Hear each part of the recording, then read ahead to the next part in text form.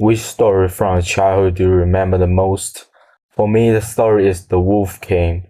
It is about a sheep boy who was born while watching his sheep in the field. To make fun of, he shouted to the villagers, "Wolf! Wolf!" The villagers ran to help him. But when they arrived, there was no wolf. The boy laughed at them. He did this trick several times, and each time the villagers lost more trust in him. Finally, one day a real wolf emerged from the forest and attacked the sheep. The boy cried loudly for help, but this time nobody believed him. In the end, the wolf ate many of the sheep, and the boy learned a hard lesson about lying. Throughout the world, different cultures assign various value to stories. It teaches lessons, shares culture, builds connections, and helps people understand each other in simple and powerful ways. In this video, I will utilize research studies to explore the value of understand of stories, with a particular focus on my home country, China. First of all, stories play a vital role in education from the time an individual is in the childhood. As Book 2023 described in the journal, a tale is a mirror of the reality as the child sees it. They use a tale to perceive both themselves and others, and contrast and understanding for social roles and relationships. As they discuss in their essay, story shapes children's perceptions of gender identities. I also realized this year, with a greater focus on reconstructing gender identities, that parents in China are more likely to share story of Tu Youyou's success as a scientist and Wu Zetian's rise to power in the Chinese dynasty, and encourage girls to try everything. When I was a kid, there were more stories telling girls to be sweet and sacrifice to family. With a different education goal, the stories told in China are gradually shifting. Additionally, stories also allow people from different cultures to share their unique traditions.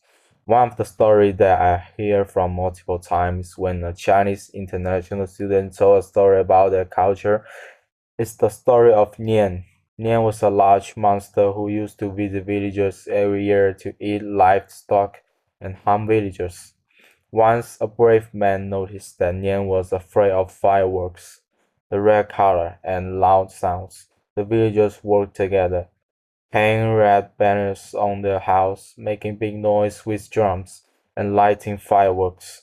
Finally, Nian was scared away and customs, such as using a red for good luck and making loud sounds to ward off evil spirits and protect the economy. This aligns with the article.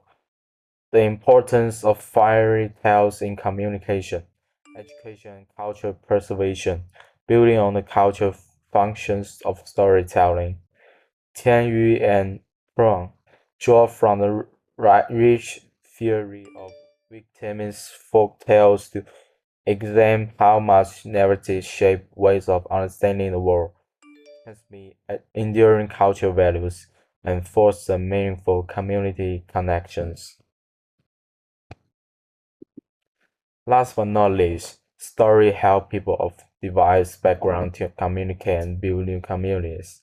As Lee 2020 notes, after conducting research with immigrant workers of diverse backgrounds in Hawaii, participants often make a desperate effort to find common ground for belonging, achieve social inclusion, and, negotiate mutual understanding across language and culture.